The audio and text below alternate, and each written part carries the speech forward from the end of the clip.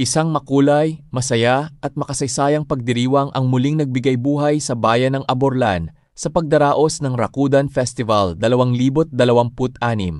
Tampok sa selebrasyon ang pinakaaabangang parada ng lechon, kung saan ipinamalas ng bawat barangay, ahensya at organisasyon ang kanilang pagkakaisa, pagkamalikhain at pagmamahal sa kultura ng Aborlan. Bawat ngiti, bawat hiyawan, at bawat hakbang ng parada ay sumasalamin sa matatag na diwa ng komunidad, isang bayan, isang saya, isang Rakudan. Sa ilalim ng pamumuno ni Honorable Mayor Lito O. Tito, patuloy na pinagtitibay ng Aborlan ang pagkakaisa ng mamamayan at ang pagmamalaki sa mayamang kultura at tradisyon nito. Lalo pang naging espesyal ang pagdiriwang sa pakikiisa ni Vice President Sara Z. Duterte.